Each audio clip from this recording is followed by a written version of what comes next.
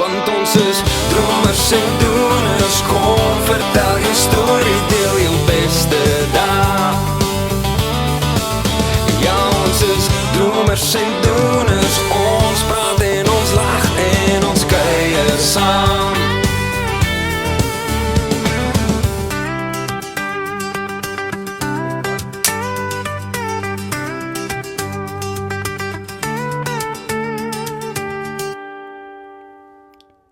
Good day, ladies and gentlemen, and welcome to another episode of Dromers Doeners, or in English, Dreamers and Doers. We are here at Connection Studios in Centurion, so thank you to Yaku and his beautiful studio that we can use the space for this podcast, and also thank you to Connection Productions who helped us set up this beautiful set. So I'm very excited about today's guest. It's someone that I've been following on social media for a very long time, and you're probably wondering why this episode is in English. I'm even wondering why it's in English. We're both Afrikaans speaking people, but this guy has got a massive following on social media, and for the sake of all the followers, we are going to keep this in English. He's a magician, and he's a magician by day, let's call it that, and a social media content creator by night. And I'm very excited to introduce Wian. Welcome. Thanks for having me. That was a solid intro, by the way. Oh, thank you. I already feel a bit better speaking English. There we go. Yeah, look, man, thank you for saying yes, and thank you for being here. No, thanks for having me. I've been following you for a very long time. I don't know if I can say since the beginning, because I don't know when you first started posting stuff on socials with magic. I don't know. Can you tell me? Gee, I think it really only took off 2018, 2019, yeah.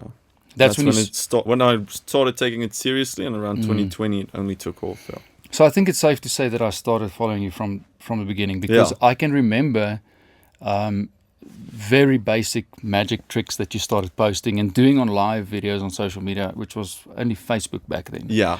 And I'm glad that I'm still a massive follower, and that I'm actually having the privilege to have you here.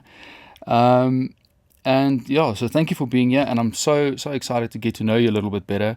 I want to go through a little bit of your journey, learn a little bit more about where everything started for you, and what you've achieved, and how you got to where you are today. No, thanks. The honor is mine, and I'd love to have a chat. Yeah, and then just a quick disclaimer. Like I said, I'm an Afrikaans guy, and if my English airtime runs out, I'm going to quickly switch to Afrikaans. All my prep work here was done in Afrikaans, and we just decided outside now that we're going to do this in English. So, gee, good luck. I'm reading a question, translating to English, and then asking it. So Wian, tell me, let's start at the beginning. Where did you grow up? Where do you come from? So I was actually born in a small town in the Free State called Frankfurt. Oh, yes. I don't know if you've ever heard of it. I did, yes. Okay, so you're the first one to ever say you have. Yeah, no, I have. So it's quite a small town. Grew up there, mom and dad. I have two older brothers. Stayed there for about 25 years until I decided to finally move to the big city. That's originally where I'm from. Great. And then how does a guy who grew up in a very small town in Frankfurt become such a massive social media star magician with 29 million followers over all your platforms? In a nutshell, quickly, how does that happen? Yeah, so I think because there was nothing to do. Okay. It started out, I had a massive interest in I'd say the internet first. So I was always fascinated with creating videos and content. Back then it wasn't really like it is now. And I just had a massive interest in magic tricks. So I saw a magician on TV, went to school, did a couple of tricks with the stuff that I learned. Yeah. And I just took off from there, took social media very seriously, and it just exploded. Obviously, when you started with magic, like you said, social media wasn't a big thing. At what point did you realize that when you started posting stuff on social media, at what point did you realize, wow, someone is actually watching my stuff and I'm really getting traction on my videos? Gee, I'd say, I had a few people who would watch the videos because magic tricks are such a kind of mind-blowing thing. even when I had like 5 views and I was just a kid filming with my BlackBerry, I did have some people who would say, I watch all your videos, but I mean like from 5 views, Yeah. you know, but it did mean a lot because I'm Yeah. a kid and, Yeah. but sure, the traction only really came when I had my first viral video. Yeah. And that's when I noticed like the messages one after the other. And that's when I was like, and people started recognizing me on the streets. So Yeah. Oh, you see, so when people start recognizing you on the streets, that really gives you the tick that, wow, I did something where people actually know who I am. yes. Yeah, that must be a big, it must feel like a big achievement. Not saying that you want to be a famous person, but it means that what you did, something happened and you did it right. Yeah, I mean the first, so like the first people I asked to be in that first initial viral video, I had to walk on the beach and ask people, hey, would you be in this video? Yeah. Very nervous because a lot of the times it was pretty girls. Yeah. And I have to ask them like, will you be in a video? I'm just this guy from the Free State. Yeah. And yeah, the second time I went back for the second video in just like 6 months' time, and almost every one of them, they were like, I've seen your videos. Oh, wow, yeah. So that was quite, that made me realize like there's something big in this Yeah. thing. Yeah. So, how did your love for magic start? Like, what planted the seed that gave you that interest in, I'm interested in that and I want to know how to do that? So there was a guy at a festival in a town close to mine called Reitz. There's a festival there every few years or every year. And the guy was just throwing a card around, making it fly from hand to hand. And he was selling like this little box. And that like just stuck with me. But the reason I bring that up is because I didn't have an interest in doing it. I was just so fascinated with it. It like bothered me for a week that I couldn't figure it out.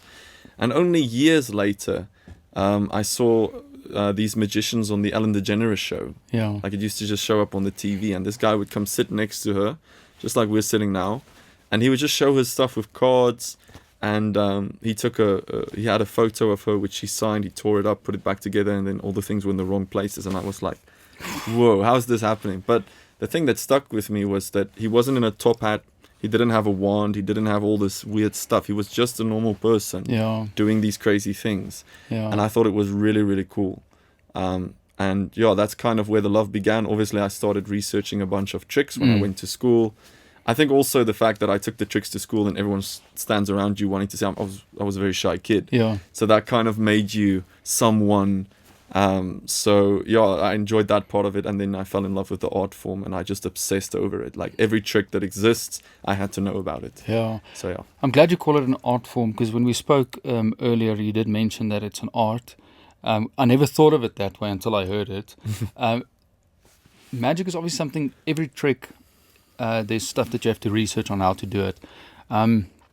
This might sound like a silly question, but because I don't know. But is there like a school for magicians? Is it something you can study? So in Cape Town, I'm not sure if it's there anymore, but there's a college of magic. I know they teach people like some basic tricks and so. But for me, it was self-taught. Okay. So I would watch these videos and I would try to literally figure out the tricks just from watching them and pausing and rewinding. That's basically how I learned. And then YouTube back then, although now YouTube has a lot of good information, back then it was really bad. It was like basic card tricks. Yeah. So, I would just learn the basic card tricks. And from that knowledge, I would figure out the bigger tricks, like the guy tearing up the photo. But very quickly, you understand almost how everything works. Yeah. So, in that sense, it's, and then obviously there's guys who have books, they have DVDs and all that kind of stuff. I got into that later on. But that's pretty much how I started. You just watch and try to figure it out, I guess. Wow. And then tell me, I read somewhere that someone who inspired you. So tell us, who is your biggest inspiration, in magic? In magic, the issue with that, right? I'll give you an answer. Yeah. The issue with that is the magicians that I looked up to as a kid, they didn't necessarily live in the age of social media. So the stuff I'm doing now is not, I can't turn to them and say, how would you make a viral video? Because that's not what they did. They did TV shows or they did, shows. So I used all that knowledge for the corporate events and stuff. But for the social media part, that's like, I had to figure that out on my own. On your own, yeah. And, but I had a lot of inspiration from like the first magician I saw was a guy called Sean Farquhar. A lot of people will think it's, you know, your Dynamo, your David Blaine. Yeah. But there's, you know, guys who are kind of the pioneers doing the work behind the scenes. They never get the recognition, Yeah. but they're the true geniuses. And those are the guys that Dynamo and David Blaine and, you know, even myself, not at that level, but who, you know, those are the guys we really follow. We want to know what they're doing, what are they creating. Yeah. But yeah, there's also a guy called Justin Flom. Okay. So he, when I was around 21, I watched all his videos because he made magic so cool. He was this normal guy who would have a big block party in his house in Las Vegas. He'd invite everyone over. He would change water into Coke. And it was the way he did it was so cool. Yeah. And then I met him in 2019. He came to Santon. And I asked like the other guy who shared my videos, I'm like, please, you know, I just want to meet him. Yeah. And he's like, okay, he'll wait for you in Santon. Went there right at the Mandela Square. Yes. I'm like right there. I meet him. It's like surreal. Yeah. And then the advice he gave me was corporate events is where the real money is. He's like, videos is good for fans, but and strange enough, like a year later, he started taking content. That's all he did. Wow. Now he's made a lot of money from it. He does like these videos. You might have seen it where he breaks his house and then he paints like Tom and Jerry, or he'll paint like a Hulk and just change his house the whole time. Now he's gone more into that. Yeah. But I found that interesting because he always prioritized the success. Yeah. Instead of where a lot of magicians they're very skilled, but they'll end up, you know, not really putting themselves on social media or anything. So I really love that about him, and I'd say he was probably a big inspiration in the magic sense. Yeah, It's interesting you say that because if you want to make money with magic, corporate. But if you want to become like a very famous magician, world known or something like that, is corporate not the way? There's other channels you need to follow. Yeah, And you obviously have to be very good. Yeah, I think it's both can have their own benefits in a way, but yeah, if you want the fame, then obviously you're gonna have to put it out in some form of with content. Yeah. But I think you can make money from that too. I think there's a lot more money in social media actually than corporate. Yeah. But you're gonna have to kind of create content that works. It's kind of like what I would assume in the music industry. There's the music that you think is good and that you know is good. Yeah. But the average person, you know, sometimes they just listen to this corny thing, and then the art form becomes understanding that. Yeah. And that's how I kind of see social media. So the first videos I did, those were like, this is a great trick, let's do it, and then it would do good. Now you kind of have to compete with people's attention span. Yes. Oof. So it's a different thing. But I would say, to have that relevance, and I'd rather make money in the social media space. Yeah. But I still do the corporate events. I do enjoy that because it's more like personal and up close. Of course. And I mean, I guess it also comes down to, you know, when you started magic, what was your intentions when you started? Did you want to do this to become a very famous, recognized magician, or did you do it because it's a passionate thing and it accidentally became something that gave you a lot of exposure, but your main focus is now shifted more towards social media and, you know, corporate events and stuff like that? But I think, you know, your intent. Did you plan this as a career from the start? It's funny, like, because you would think that it would start out like this passion, and then you would want it to become a career. Mine was kind of the reverse. So the first thing is I wanted to be the next big magician, right? Because I was 15 years old. Yeah. I also want my own TV show. I want to be famous. Yeah. Later in life, what I learned was, you know, this is going to sound like such a sellout, but it's like I'm so satisfied with just the few people that come up in the streets and ask for a photo. Yeah. I have reached a point where I don't care that someone in Iceland knows who I am, because I'm never going to meet that person. True. So for me to work towards that level of fame, yes, it would be great if it happens just on its own from the hard work and so, but that's not the thing that I'm chasing anymore. It's the thing that I once chased. Yeah. So I remember when I was 18, I walked in a mall. I just finished school, and the guys would walk past me. And something I always loved is I loved when someone sees someone famous and they go up to them and ask for a photo. And I thought, like, one day with the magic tricks, because you know, like you found this thing where everyone just suddenly forms a group. You're like, if everyone knew about this, like if I could do this for the Springboks, you know. Yeah. So I was like, one day people are going to know my name. And once you kind of prove that to yourself, it's kind of like this desire that I want a TV show in the US. It kind of like fell away. Yeah. Because now I'm very satisfied with the social media era where I can create content myself from my house with my girlfriend, with my brother, with Yeah. a few awesome people. Yeah. And I enjoy that more. I'd rather have that than a TV show. But back when I was a kid, yes, that's all I wanted. Yeah. So yeah. I'm glad. There's two things that you mentioned now that I want to touch on, which is part of my preparation. Let's first talk. You said, do tricks with your girlfriend and your brother.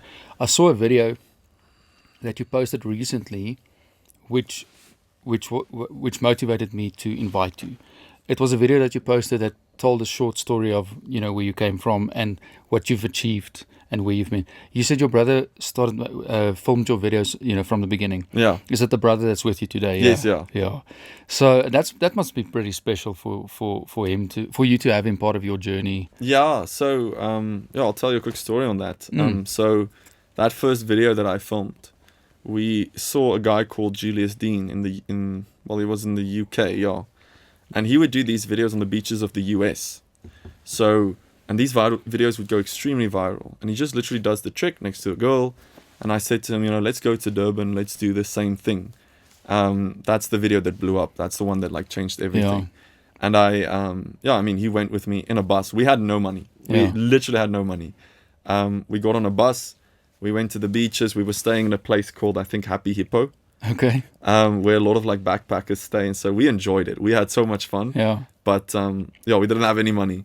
And in that video that you talk about, that photo was actually from an event that I did in 2017 in Cape Town. Yeah. That was the first time I actually saw Cape Town. Okay. And we were in the streets. We were walking to the venue. So that night I'm performing in a suit. The show went very well, but I'm performing in a suit, very fancy, everything. But little does everyone know, that same morning, I had no money left. Yeah. So we took a personal loan from the FNB ATM. Oh. I think it was 2,000 Rand because we wanted to buy McDonald's. Yeah. That's just kind of my story, because I've noticed that the reason I post those videos, I've noticed people don't there's a lot of people who post content about the flashy cars, the fancy stuff they have, and thinking that that'll make people want to be like them. And yes, it does work to a degree. But I've noticed people relate way more to your struggles, because it's universal. We all, that's the first thing you brought up. You didn't ask me how's it feel to have so many followers, right? Because everyone relates to it. Everyone knows how hard it is to do something.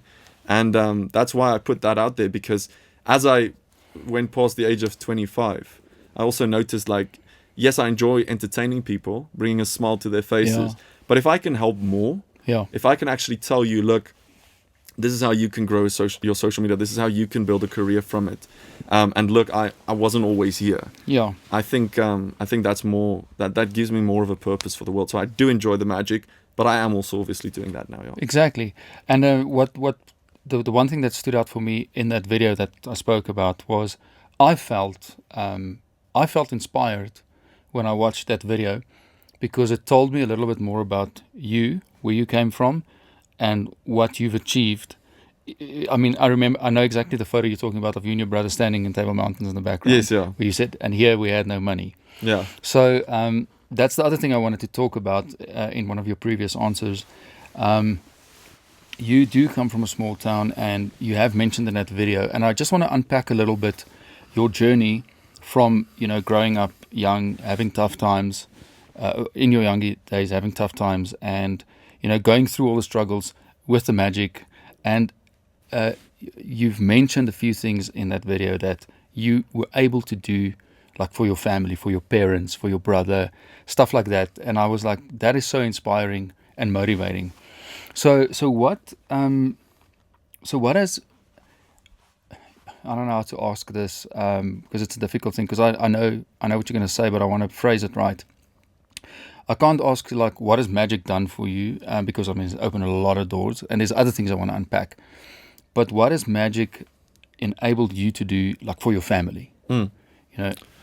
Yeah, so I would say, first of all, what it also did was, it got me to feel like I'm someone, right?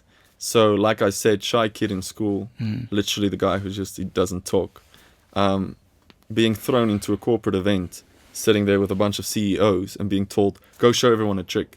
That really helps, right? So I've reached the point where now I question whether an introvert and extrovert actually exists, because I feel like people come up to me with the biggest extroverts and they're like, how can you talk on the stage? I would get so nervous. And then I think, I used to be like that. It's Yeah. like, so I just think you develop these skills, right? So, but yeah, magic helped me with that massively. Helped me to talk to people, break the ice. Literally got me to ask my girlfriend for her Instagram because I used that as an excuse because we were on a TV show and I said, hey, we want to film a magic trick with you as well. Can I get your Instagram? Yeah. So these things help. It kind of gives you that first impression of people. Yeah. But yeah, and the career aspects of it, I mean, I try to remember, because for me, remember, it's normal, right? This is like just how my life ended up. Yeah. But I understand that from the outside, it's like you actually took cards and magic tricks and made a career from it, right? And yeah, like my parents, I'm very close to my parents. I have two amazing parents. They did everything in their lives they could for me. And yeah, also they were never rich people or anything like that. They just worked very hard, went through a lot of hard times as well. So for me, it's something I always wanted to do was to buy them a car. Yeah. So that's something that I got to do when the career took off. The other big one for me, which is one of the biggest moments of my life for me. So me and my dad, we're massively into rugby. I know I don't look like a rugby player, right? But we're massively into rugby. So we would play Super Brew like every single year. We'd pick the teams and we know quite a lot about it actually. So this was our thing. Saturday mornings, we're going to watch Super Rugby, whatever. And then I remember in 2007, the World Cup final was in France. Yes. And the whole World Cup was in France. And his boss at the time, when it wasn't going very well with us, he was in Paris for the final. And I remember that was like so unachievable for us. Like you don't even think about it. It's like that doesn't happen. Like it's never going to happen, right? And so in 2023, about 2 weeks or 3 weeks before the final, I said to my brother, what if I took him to the World Cup? Right? Wow. And I was literally sitting there. I'm like, let's try to get some tickets. All the tickets were sold out for the final. Also, you don't even know if you're going to be in the final. Yeah. So I'm sitting there. Someone on my story said he's got 2 tickets. And I'm like, okay, good. And as we're watching the France game, which we just won by like 1 point. 1 point, yeah. Yeah. I'm sitting there and I'm like, I'm holding this guy on a line because I'm like, I can't buy the tickets if we're not like through to the final. And then Pollard's kick goes over. I celebrate. I tell my dad we're going to Paris because I'm like, we're going to beat England. Like, they're horrible at this stage. We've got this. Yeah. We almost lost that game. We almost lost that game. And then I was worried about the visas. So you can imagine the celebration when we actually beat England. Yeah. And then I was worried about the visas. Both visas got confirmed. We took the flight and we walked out in the stadium. And that was one of the best moments of my life because, it just made me realize this thing that at some stage just felt like it's not real. You can't go do that. Yeah. Here it's happening right before us. In France, the final, Box All Blacks. I mean, you can't plan that. So that's why I believe that has to be God. Yeah. So especially everything just working out perfectly. Yeah. And he must have loved it. Oh, he loved it, yeah. He still talks about it to everyone in his town. Yeah. They go to him and they're like, "When Willie, who was I final?" Oh, so, yeah. I watched the YouTube video that you made of taking your dad to Paris. Cool. And I mean, that must be so special. I always, everyone always says, when I win the lottery, I'm going to do this and I'm going to do that. And one of the things I always think about is if I have to win a massive amount of money, I'd buy my dad like the best bucky there is or a pickup truck, for the English-speaking people. That's the first thing I would do. I wouldn't tell him. I would go and pick him up, take him to a dealership and say, pick one. Anyone you want, any wheels, any color, we're going to buy you your dream car. Exactly. So I can imagine what that must have felt like for you to be able to do that. And then you guys must have loved it at the time of your life there. Yeah, we really enjoyed it. It was very rainy, but I mean, you don't even see the rain. You don't feel it because the moment's just so big. I have to say, like, I feel the same way as you. Like, there's this guy who says, like, before 25, you know how they say, like, a man's, what do they call it? Like, your frontal lobe or something only develops fully after 25 or something. I'm not sure. I don't know the science. Okay. But I kind of noticed, like, before 25, you kind of live a very, I don't want to say selfish life, but you have to make a name for yourself, right? Yeah. So you're so focused on your career and you want this car and you want this. After 25, it started kicking in that I'm like, you know what? I just want my brother, my girlfriend, and my parents to be happy. Yeah. Like, I'd love the nice things, but my priority is now that's it, right? Yeah. Because the day my dad dies, like, I had that moment. Yeah. Like, I didn't want to sit and feel like, gee, I didn't I could have done that. Yeah. But I bought a car. Oh, Like, you can say that you made the best of your time with him Yeah. while he was still alive. Yeah, it's a special thing, and it's a good quality to have. It's a good thing to have. And then I also saw in that same video, your brother, you took him away. 'Cause that I'm really jealous about. So he's a big Formula One fan. He's always been like massively into Formula One. He always, he loves Max Verstappen.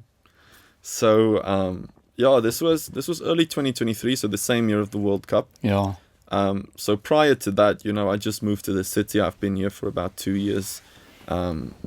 Everything's starting to take off, and so it's still very unthinkable for me. Like, as you're sitting there making these plans, it's like, this is crazy. We can't be doing this. Are we doing something stupid here? So I said to my girlfriend, for his birthday, let's take him to a Formula One race. yeah. And this was the one in Bahrain, which was the first one of the year. Oh yes. And we told them we got tickets and stuff, and that was very surreal. What I also did was because again, this is the guy who literally filmed all my videos. Yeah. And and even prior to the videos, he would drive me to the shows. Yeah. Like, he would take me to the shows in the city, and then he'd wait for like 2 hours for me to do the show. Yeah. And then, that was our life for a very long time. Yeah. And I always find it interesting. Like, anyone we meet now, they just see like where we are now. Yeah. And I find that very interesting, because it's like, you kind of feel like people miss out on a part of you that's like truly you. Yeah, It's exactly. The person from the small town that just buys fake Nikes. Yeah, exactly. So, yeah. yeah. Well, it's exactly why I invited you, because yes, I'm interested in where you are now, and what you've achieved, and I want to also know about what you still want to achieve. But what really interested me was your journey and where you came from, and what you did during that journey with your current success.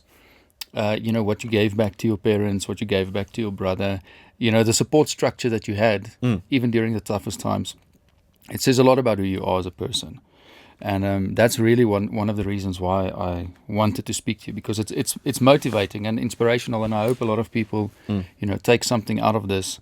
And I wish I could do for my parents what you did. And then you also spoke about in that video about your mom, that she was sick, and she I don't know if you want to touch on that. No, sure. Yeah, look, I'll touch on that first. Like, to me, like, look, the magic thing, it's very important. Like, I enjoy it, the social media side of things, helping people with their careers. But for me, I love what you said, because that's what I'm trying to do, right? I want to put this message out there. Yeah. Because it's very difficult, because you never want to come forth as you're bragging. But I think the more I tell people, look, this wasn't my life. Like, there's still sometimes, you're going through a lot of difficult things. I don't think anyone doesn't have any problems in their lives. But at the end of the day, like, if I look back to where I come from, I'm like, wow, like, this is crazy. I've been very fortunate, and it shows you what's possible, right? Yeah. Because a lot of people think like, gee, it's just this luck that appears. But there's a lot of luck, obviously, but you have to work towards that. And every single time, when you are facing something that you want to do and you see that you actually achieve it, it just shows you that you can actually do it. Yeah. So my mom, she was diagnosed with breast cancer in 2016. That's a very horrible moment, because I remember my parents, we knew there was something sneaky going on, because they weren't telling us about anything. But then they came back one day, and my dad said, okay, we have a bit of a problem, your mom has cancer. And it's strange, like, you always think like you would just like lose it, you would like panic and so, but it's like it's almost surreal. Like, you don't know how to process it, because it's like you kind of feel like it's something that only ever happens to other people. Yeah. Right? Like, you only hear other people ever have cancer. You never hear it in your own life. So for a while, it's like very hard to process. But my mom, I have to say, she's a champion, right? Like, my mom, she never sleeps. Okay. Literally, she doesn't sleep. She'll just lie in her bed awake. And even through her cancer, that is how she was. So you can ask anyone in the town I'm from. It's unbelievable. Like, she just fully went on with her life. Yeah. And to me, that's inspirational as well, because a lot of people, obviously, they fear cancer massively, and it is very, very bad. But it also gives a lot of hope to hear that someone just like, went through it. She's, she's cured now. Yeah. She's been clean for, I think, like, I don't know what the word is, but yeah, she's now been healthy for like 7 years. Wow. So yeah, we've been very fortunate, very grateful. She went through a lot of chemos and everything, but like I said, like a champion. Yeah. Like, she just went through that. The busiest person you'll ever meet. So yeah. And what do they do? I'm just interested. What do they do for a living? Like, So my mom, right now she's now started her own, like, what do you call it? Like, is it primary school? Like for kids who are like grade 1? Yeah. I think it's pre-primary school. Like Pre-primary school, yeah. small kids. Yeah. Yeah, so she started her own one in Frankfurt. My dad does, I think they call it like assessments, but it's like insurance. So they would go to the crops and they'll look at the damage that's done to it with hail or anything like that. Yeah. So that's where he's involved. Prior to that, my mom also does a lot of, I never get the word in English, but it's naaldwerk. Sewing. Yeah, I guess no, not sewing. sewing. Making like blinds for your windows and Oh. anything like that. Yeah. Whatever, right? Like pillows and all that kind of stuff. So that's what they do. But sure, during their whole lives, my dad used to work. He used to work for a lot of farmers, and so a lot of, I have to say, like from my end, a lot of stuff is I saw how unfairly he was treated. So to me, it kind of left me with this feeling of I wish that one day I could just give back, because he worked a lot harder than me. Yeah. Like he worked a lot harder than me. So to me, it kind of feels like you want to at least give back. No, that. I mean, that's an excellent quality to have, and I think a lot of people wish that they could give their parents back everything they gave. Because I mean, we don't have kids yet, me and my wife, but I know, I can just imagine, raising kids is it ain't easy. So I know you dedicate your entire life to giving your children a successful upbringing and stuff. So I can if I could give back to my parents, I would. A quick question that I just thought of. What were your parents' initial thoughts when you like, no, I'm going to do magic instead of go get a real job, or don't you want to study or something? Everyone asks that one. To me, it's, I have to say, like, they were supportive. I wouldn't say supportive like you're going to be the next big magician. Yeah. I think they just didn't know. They were just like, let's not make him sad. Like that's the way they handled it, right? He's happy now. Just let him go. I think deep down, obviously, they were like, this is probably not gonna, this is it, like. But they were very supportive. Like, I mean, like I said, I stayed with them till I was 25. I mean, they never did they come to me and they were like, look, no, you got to pull your life together. Like, you have to give up on this magic thing. They're literally, they're like my cheerleaders in that stage. Just very, very, if you meet them, like, my dad's like the nicest person, never done anyone any harm. My mom's a lot busier. But also, like, she did everything for her children. Like, her children were her priority. So I'm very grateful for them. And so, but they never questioned it. Strange enough. And I mean, I'm sure at some point they also realized that, okay, well, he's actually achieving something here. So let's leave him, let him do it. And I mean, I'm just imagine. I can just picture like your magic and your social media stuff combined has given you what you have today. Yeah. So and before we go into the next segment, I wanted to just ask you. In my research I did of you, you went overseas and you did perform overseas, right? Yeah, I went to. So the first thing I ever did was in Tanzania. Okay. I went there. I was like, gee, okay, this is it was a very dodgy event, but I actually enjoyed that. It was the first time I went to a different country. I'll just give you a quick little breakdown. The first video that went viral, that first one I posted, so someone saw me on there. So my dream has always been at that stage to go to Dubai. I always wanted to see the tall buildings and everything. And I mean, what are the odds? Someone literally reached out to me and said they have an island close to Dubai. They'll fly me there if I just do a show for them for New Year's. I'm like, whoa, this is crazy. Wow. Got on the plane, went there. I got to go to the Maldives for, it was basically, I think it was Sports Illustrated, but I think they changed their name to World Swimsuit or so. Yes. They invited me to show some tricks for the girls on the beach and create tricks in the Maldives. I mean, what a pleasure. I know, right? This is crazy. But my girlfriend was like, so they want you to go perform tricks for girls in bikinis. I'm like, trust me. She's very supportive. But that was also cool. I also got to go to the FIFA World Cup with the Netherlands Argentina game. That was with a company, with Hyundai, yes. And then the other things were just like traveling on my own. So the Bahrain trip, Paris and Tokyo, and so. So I mean, I might have gotten this wrong, or maybe there's wrong information on socials. But when I did some research, did you ever participate in America's Got Talent or something like that? I participated in South Africa's Got Talent. South Africa's Got Talent? In 2015. So that was 2 years out of school. Okay. And actually, I went into the semi-finals with that. Okay. I don't know if you know the little DJ. He's like a small 2-year-old DJ. He's probably now a lot older. Well, I'm hoping so. It would be weird if he's still... Yeah, that would be amazing. Then he was just switching him the whole time. Yeah. No, I don't know. So he won the show that year. But I have actually been approached by America's Got Talent, Britain's Got Talent, and Romania's Got Talent. And I do send the videos through. Okay. So the auditions and stuff, but I've never, gotten in. And then the next year again, they'll say, can I send another audition? But 2 of my friends were actually on the show, and they said to me, like, no, it happens like that. So who knows, maybe one day. Okay. Yeah, we'll and how did see. your friends do?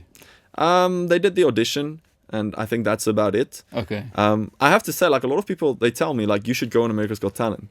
And I have to say, like, if you reach that show, that's already an achievement. Because they make it look like anyone can just walk up on the stage, put a sticker on them, 4,412.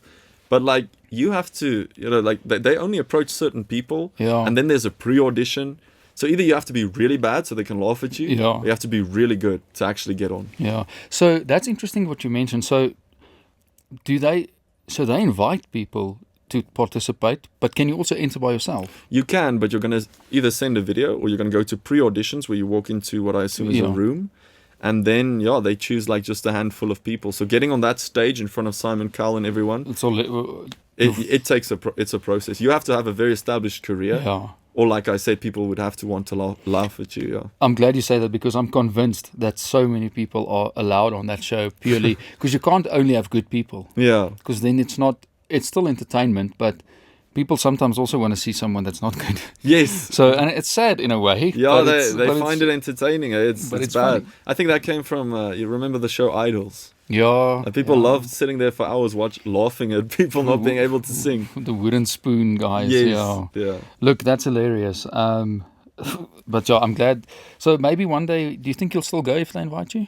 The reason I would do that is because I always say this, and then I don't want to sound like arrogant or anything with it.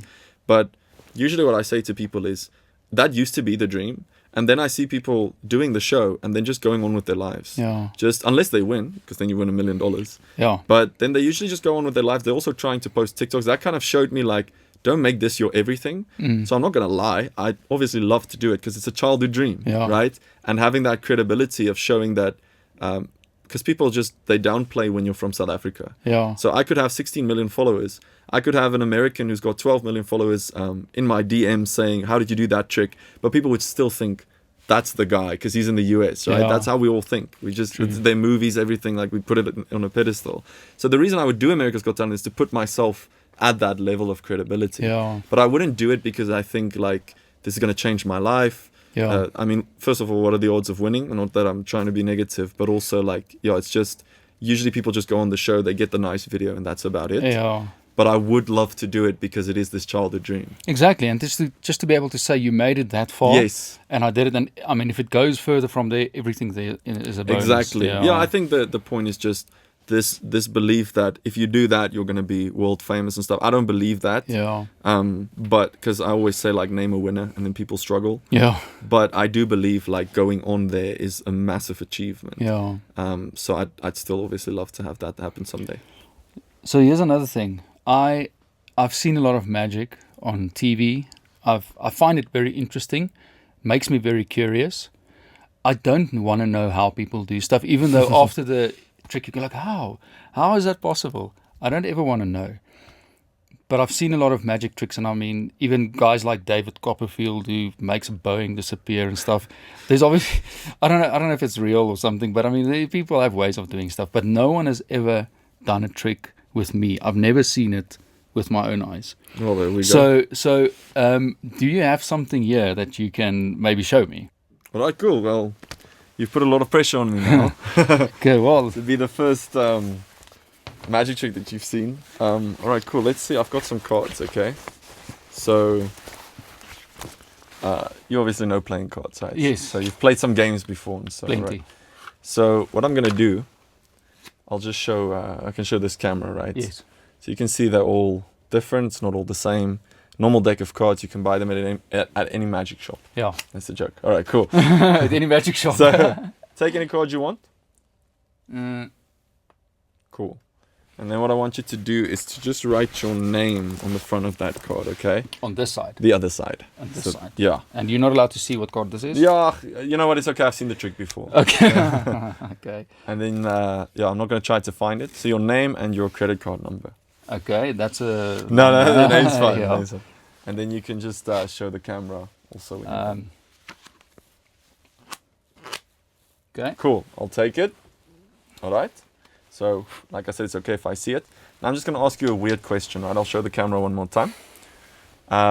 Would you mind biting onto the card, like keeping it between your teeth? Yeah, I don't mind. I'll show you. We'll obviously just make it a bit smaller, so we're just going to fold it up. So you're just literally going to bite onto it and then hold a fist like this for me. Bite on it Yeah, just like that. That's perfect. and hold. Yes, you got it. So then on the next card, the 4 of hearts, Okay. I'll put my name, Yeah. Wian. All right. And now here's what we're going to do, okay? This is a trick I did for Eben Etzebeth, for Drickus du Plessis, for a Formula 1 driver. Shall see. Okay. If that fist bump worked, right? Yeah. I should now have your card. No way. And you should have mine. Never. Dude, obviously, the first thing would be like, how? Obviously, we don't know. But that's incredible. Yeah, I still don't know.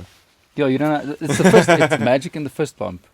Well, sure. That's crazy because I saw you write this and you gave it to me and it never left my mouth. No, that's pretty cool, You man. can imagine the first time I saw it. Yeah. Wow, that's cool. Do you have another one? Yeah, let's do another one. Okay, yes, Let's- I'm let's- liking this. Let's try this, right? I'm gonna take my phone. Okay. Let's let's try this.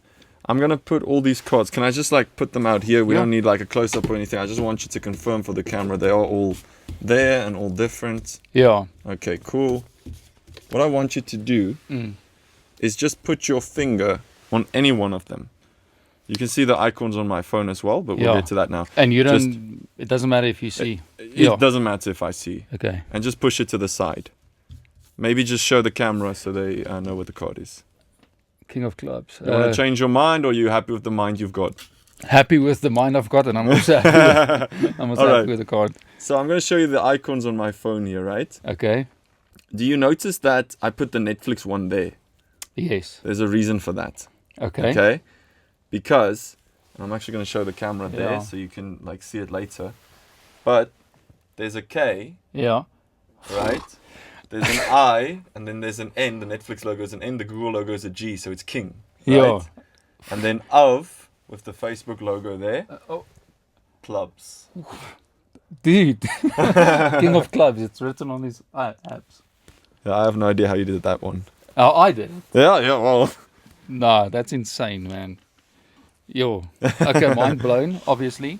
Mind blown. Thank you, dude. That's super cool. Really, really cool. Obviously, these are small card tricks. Yes, Have yeah. you done bigger stuff? Like, I don't know how to give an example, but obviously stuff that's Like not... on the stage where you cut the lady in half, that kind of stuff. I mean, that's also considered magic, Mm. but I guess you get different types of magicians.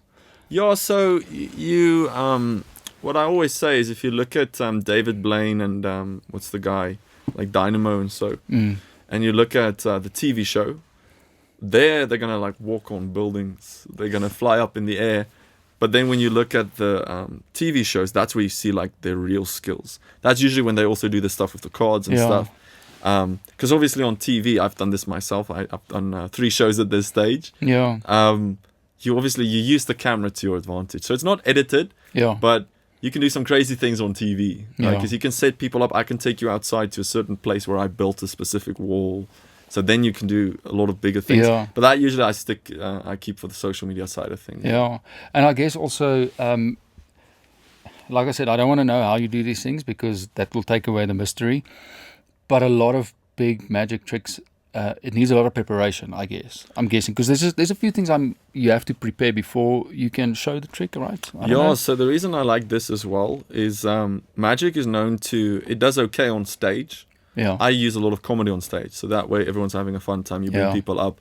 That's why the thing you mentioned with the cups, where I turn around, I drink mine, the other guy turns it around. He doesn't want to do it because he's scared. Yeah.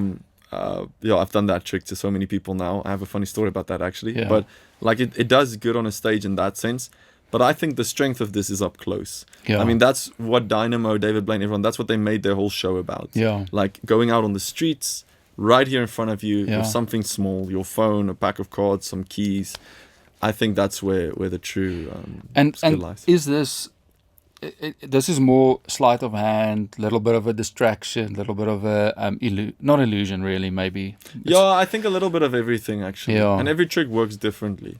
Yeah. So it's like the one I just did and the one before that, they work entirely different. Yeah. So there's but pretty much everything you mentioned there. I think a lot of people hear the words, they're not entirely sure what it means. I think that's good. Yeah. But yeah, that's basically what it is. Yeah.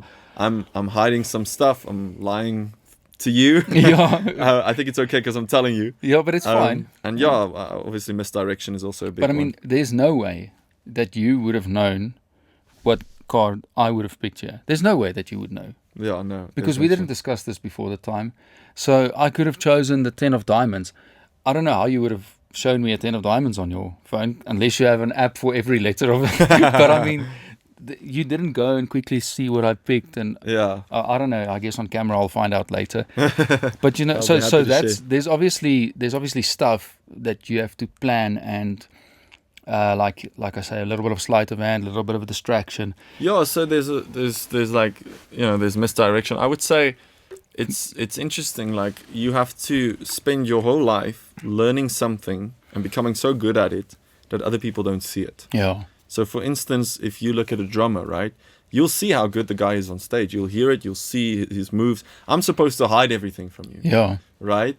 So the better you are at not being seen, Yeah. that's where it lies. I guess if I have to sum up every trick, it's just like I just boil it down to a moment where I don't want you to see that. Yeah. And I think that's it. And then of course you have your visual tricks, which work also a little bit different. I can show you another one if you wanted to see one more trick, maybe if you have sure. time. If you have anything else Yeah, prepared, we we can do even that. use the same cards here. Okay. Yeah. I mean, I'm not going to say no while we are here.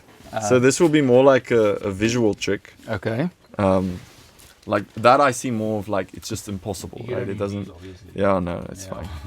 So let's try this, right? So again, just all the cards are there, right? Now, what I want you to do is just touch anyone as they go by. Okay? So let's just show that to the camera. Oh, hang on. I think I've got duplicates in the deck. Oh. No, Okay. I don't. Maybe we'll just take the jokers out, otherwise that'll ruin the trick. Okay. Okay. So for this trick, I don't want to force you what card to pick, Yeah. but I do want you to just get one that has some space, because you're going to write your name again. Okay. All right. That's fine. No So problem. I'll put them like this, but please don't feel forced at all. Okay. So do I need to just pick anyone? Yeah, any card at all. Okay. You can even keep spreading if you want. That's fine. Okay. Got this one. The 7, that's fine. There's some space on there. Okay. And then what I want you to do is, again, you're going to write your name, but this is a different trick. Okay. Okay? And you can change your mind if you want a different card, of course. Or a different mind. Yeah. The card doesn't matter. This is more about doing something open, with yeah. the card. Okay. So everyone, when they pick a card... Must like- Yeah, go ahead. You can show the camera. Okay. Cool. So it's got Quintin on there, okay?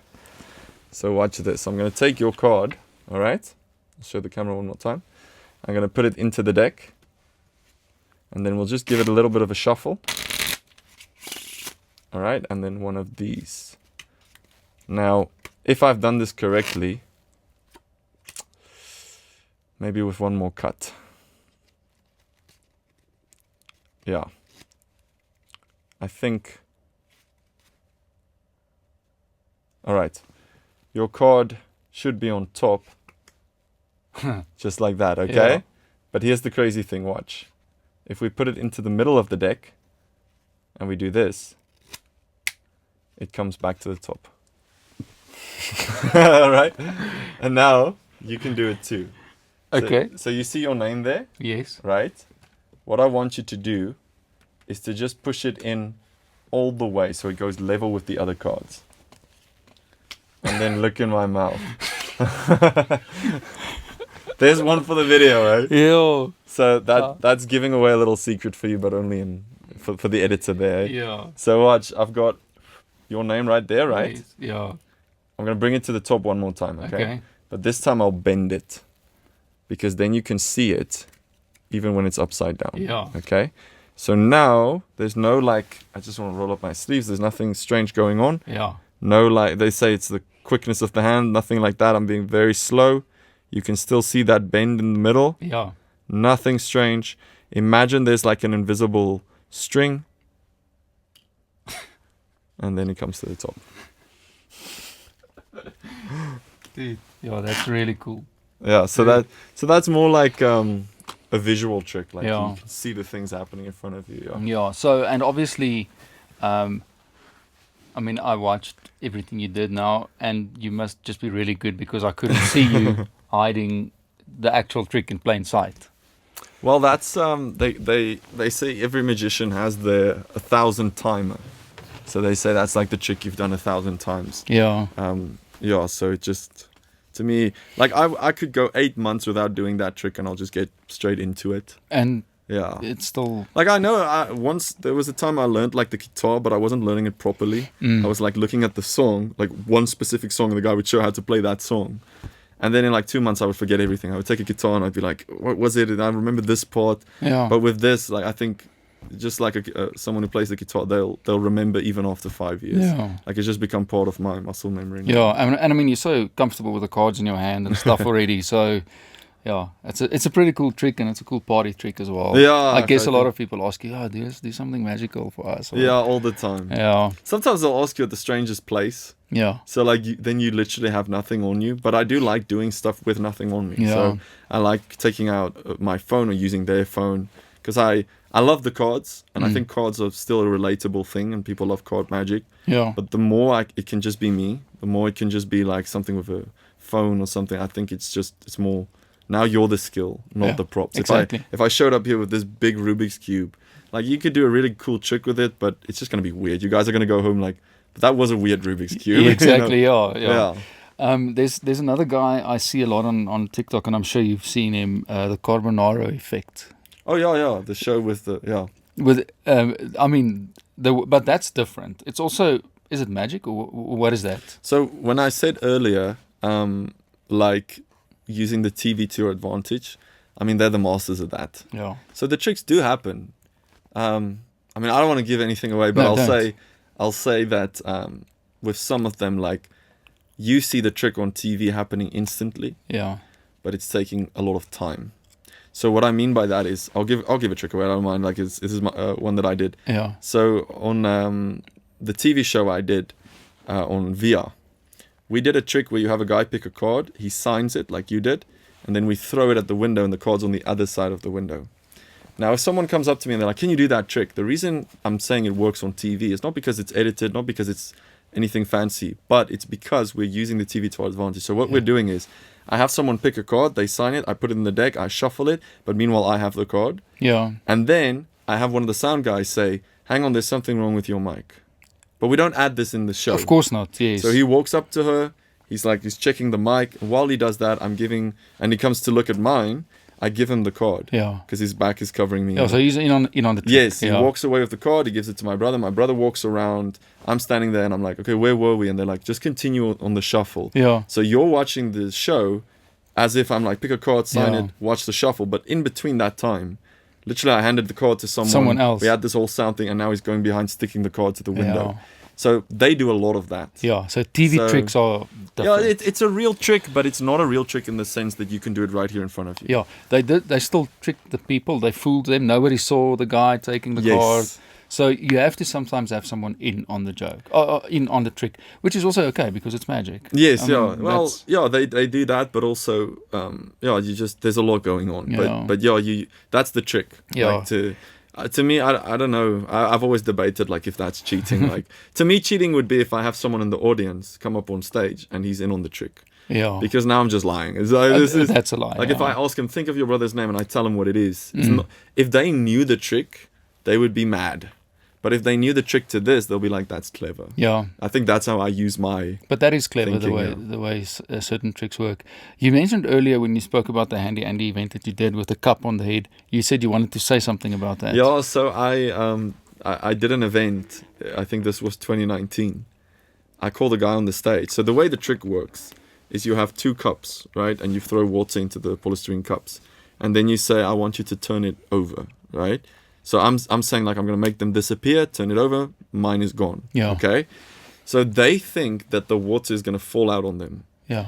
But the way the trick works is, I can say, I've revealed it in a video. Yeah. Inside there's a thing called slush powder. Yes. So when you throw water in, it instantly like solidifies. Yeah. So it still feels like there's water in, but it won't fall out. Yeah. So I put the cup on his head, I put the cup on mine. I say, you're going to do exactly what I do. Yeah. Like, I'm going to turn around, I'm going to close my eyes, I'm going to count to 5, and then the water's gone. Yeah. And then I tell him to do it, but at the same time as me. So when I turn around, I drink mine. So the crowd thinks that what I'm doing is I'm secretly drinking the water and I'm going to prank him to have the water fall out. That's what they're all expecting. Yeah, they think it's this. yeah. Yeah. And then when he does it and it's gone, it's like this big magical Wow, moment. yeah. Yeah. And it's also just fun. Yeah. And the guy's name was Tokyo Sashwale. Okay. And so I was like, I said to him, Tokyo like the city. And everyone came to me and they said, you don't know who he is? And I'm like, no, I haven't heard of his name. And I did some research. He was like a big politician. Yeah. And I was like, I didn't know this. But anyway, he stood there. And when he turned it over, I don't know why, but he squeezed the cup. So that whole slush thing just fell out on his head. And I just played it off like that was how it was supposed to go. Like, haha, this is a prank. Later I went to him like, social, but he was very nice about it. But yeah, that whole thing was in the newspaper. Not the trick that's messed up, because they didn't know I messed up the trick. Yeah. Just the whole thing that I didn't know his name. Oh. And I was like, that's not the worst thing that happened that night, but okay. A trick actually failed, but no one knows. Miserably. Yeah. But yeah, that's... You know, we used to do, I remember as a kid, well, I think I was in high school or somewhere, we used to do that pretty much a similar magic trick with coffee mugs, but I would prep it by putting toilet paper in the one mug with a little bit of water. And then when you pour the water into the cup with the toilet paper, it kind of just becomes mushy, but it sticks to the cup. Ah, okay. So then you pretend to throw someone with water, but there's nothing, so they just get a fright. So, okay. So we used to do that as a kid. So I guess that magic that we did is based on a magic trick like that. Yeah, I've tried it sometimes when I didn't have the slush powder for a magic video, because we do these tricks all the time in videos. And I'm sure you've seen like sometimes I revealed the tricks as well. Yeah. The reason I do that is because people say it's edited. If you just do these tricks, they'll say this is edited. Yeah. But if you show them how some tricks are done, they're like, okay. Yeah. But yeah, I've tried that with the thing. The problem is sometimes that thing falls out. Yeah. But the slush powder, it really keeps it. Does it expand a little bit? Yes. Yeah, you see, that's the secret. It keeps, you can shake it. It really works nicely. And when he, on that Handy Andy video that you did, when he looked in the cup, can he see it? Yes. But he didn't react to it. The It's thing like, is, what I've noticed about that is the light is so most magicians you'll see like on Jimmy Fallon and everything, when they do that trick, they'll turn it around and then they'll instantly take the cup and say, thank you. I think that looks fishy. Yeah. So what I do is, usually they don't look inside. I don't know why that guy did. That was the first time. But he didn't react. He was like, oh, that's so funny. That's the thing. Like, I got, that's where I would say, I don't want to say experience, but I guess experience comes in. Yeah. Because I've noticed, like, you can show that thing to the crowd because you're so far away and it's just a white reflection. So it just looks like the bottom anyway.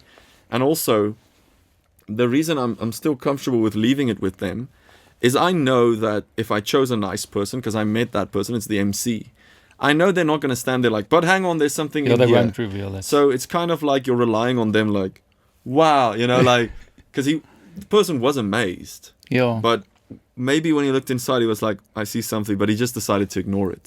So I get comfortable with that a lot of times as well. If it's on a stage, I'm like, I know this guy's not going to, but you do get someone who will. Yeah. There's always people out there who are like, I'm going to prove your trick wrong. I'm going to show you. I get that a lot. And you have to, I want to say you have to know how to pick, but you can't really know. Sometimes you'll just get someone who's like, I remember when I did something for the Springboks, the Stormers was sitting here at the side. So Obviously, I assume they're also like split up into groups because they have their own provincial teams and so. And they would shout everything. They're like, he's got a fake thumb in his hand. Oh, no, I was like, I'm going to have to up my game today. Yeah. But it turned out it went well, yeah. Yeah. Listen, man, just a quick few questions before our time's almost up. The name of the podcast, Dromers and Doeners, means, dreamers and doers. You are probably the perfect example of a dreamer and a doer, because as a small kid in Frankfurt, you had dreams and you did something to achieve those dreams. How important is it for someone to have dreams and then work their way towards it? What would you say? I think the most valuable thing is to truly believe that you can actually do it. To understand that everything you think that I'm in a small town, I'm not in a big town, I don't have the right camera, I don't have this, I don't have wealthy parents.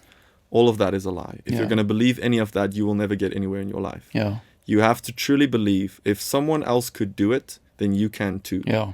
And I truly believe that my whole life. Yes, I had doubts at stages, but I just knew if I saw someone else doing it, it's like, why can't I? Yeah. And that's been true many times in my life.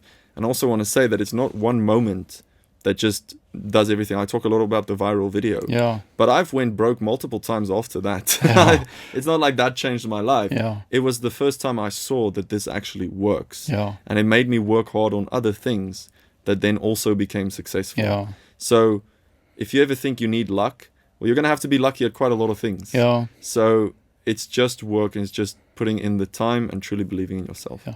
And do you know what the definition of luck is? I don't know if you've ever heard this. No, go ahead. So luck is when preparation and opportunity meets. Yeah.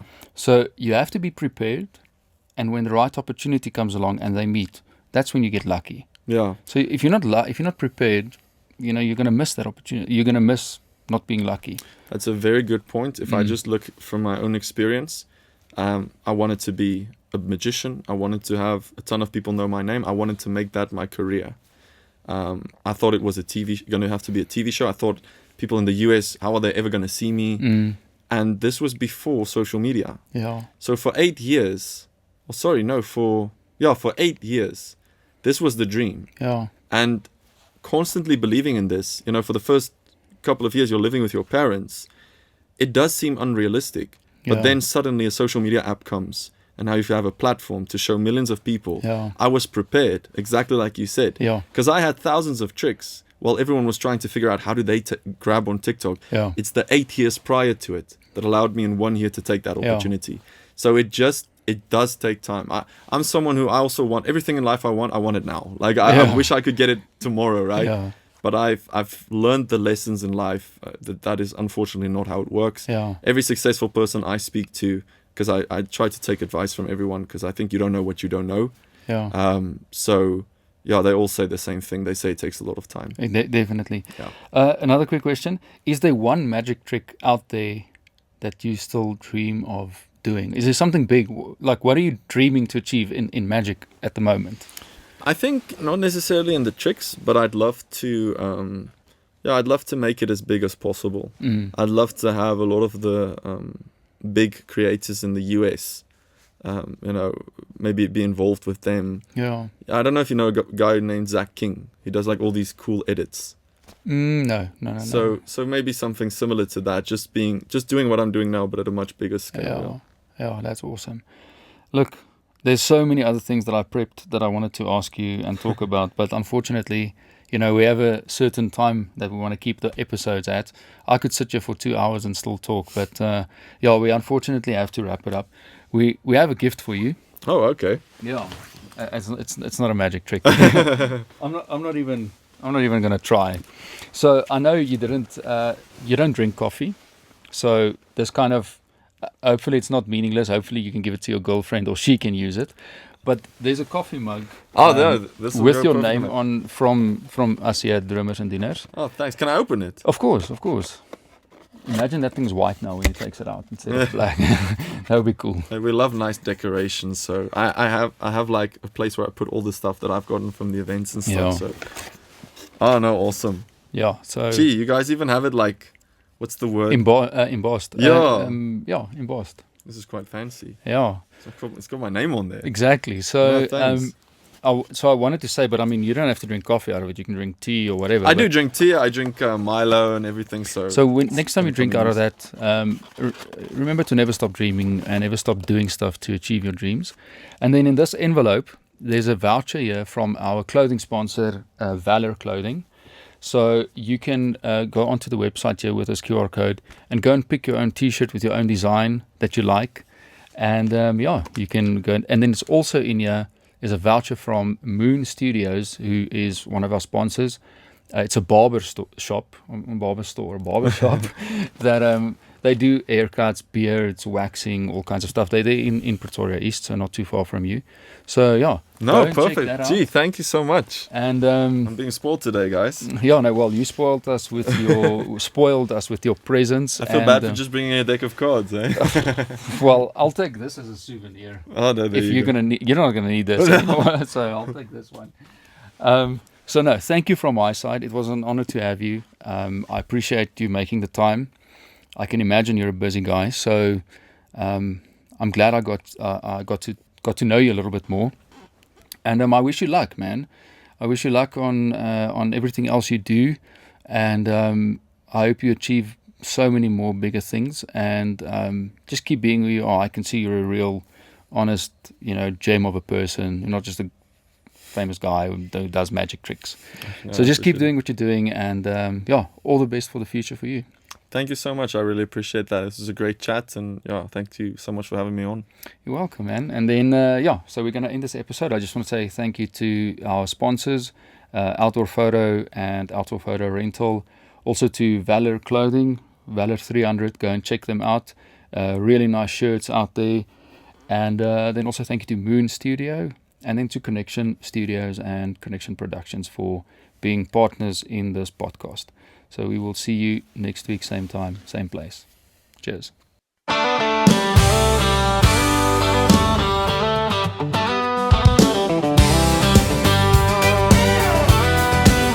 Want ons is dromers en doeners. Kom, vertel je story, deel je beste dag.